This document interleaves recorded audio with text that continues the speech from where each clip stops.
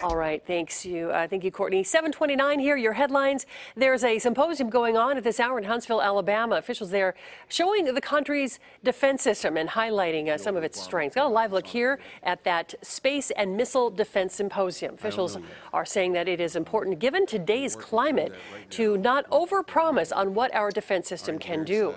Now, yesterday it came to the forefront with North Korea threatening to fire upon the island of Guam. This after President Trump sent a message of what he called fire and fury, a threat to North Korea.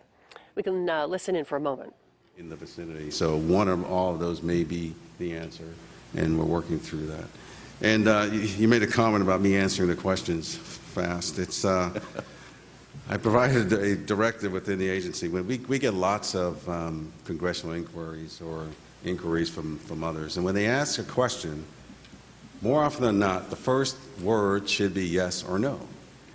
Not listening in on that conference there where they were discussing earlier the capabilities of our nuclear arsenal there today. All this coming to the forefront now after back and forth between President Trump and North Korea, and then some tweets issued by the president already this morning. We've got some breaking news out of Citrus Heights at this hour, where several officers are surrounding a neighborhood after someone was stabbed. Sean Bennett is there live along Rowan Way with more this morning. Sean? Yeah, I'll tell you right now, Marianne, the crime tape very visible. Police cars still right here in this neighborhood right now. Evidence placards are lining the street. In fact, they're off the street, over the sidewalk, and into some flowers as well. So there's a couple of areas that police are looking at over the stabbing. Citrus Heights police have confirmed that one stabbing did take place just before 6 o'clock this morning. It was one person that was transported to Mercy San Juan. This happened at Shoopy Drive and Rowan Way. Now, a neighbor did stop by this morning. Our cameras were rolling. He did not want to go on camera, but described some things that he heard as someone that walked in his backyard right around the time of this alleged stabbing. So I just ran out in the backyard and then heard one of these houses behind us, some lady started screaming after somebody was banging on the window. They're still actively looking for whoever did this. They're going door to door asking neighbors if they heard anything or if they saw anything in this quiet neighborhood just behind a shopping center that has the Kohl's in it and a few other businesses, to give you a perspective of where we're at right now. But a lot still happening and a very active scene playing out behind us. Marianne, we'll send it back over to you. All right, Sean Bennett, they're live in Citrus Heights this morning. Sean, thank you.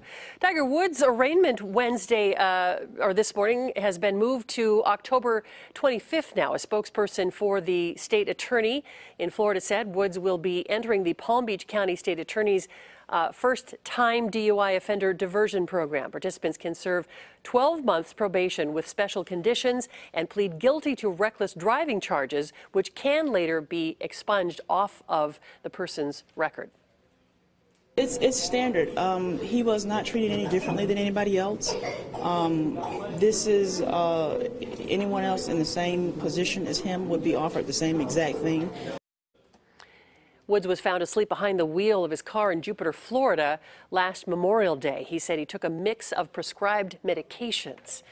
Happening today, the man accused of attacking two women at a North Highlands high school is set to face a judge. Again, 18-year-old Nevin Glenn Butler is accused of killing 86-year-old Fusako Petrus while assaulting her 61-year-old friend in April. Butler is also accused of assaulting a 92-year-old woman that same day. He's expected to be in court here in about an hour.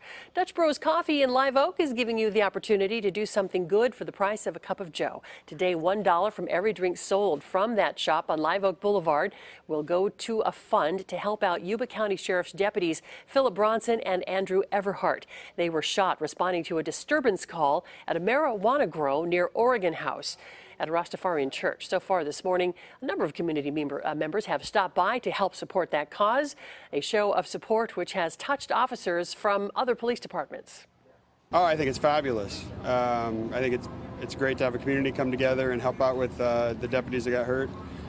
It shows that this community has support, and it's in a different county, and they still are supporting it. So it's absolutely amazing. The fundraiser started at 5 o'clock this morning. It's going to run until 11 o'clock tonight. If you want to swing by, Live Oak just north of Yuba City there, right on Highway 99. Elisa Ortiz, got your forecast here on your Wednesday morning. How's it looking out there? It is looking fantastic, Marianne. Yeah, so I would say if you can enjoy a little time outside today. Mother Nature has been spoiling us really the last couple of days. We've seen temperatures in the 90s. I think manageable. We haven't seen triple digits in some time, and I don't think we're going to see that today. Live look outside toward downtown Sacramento. Look at that.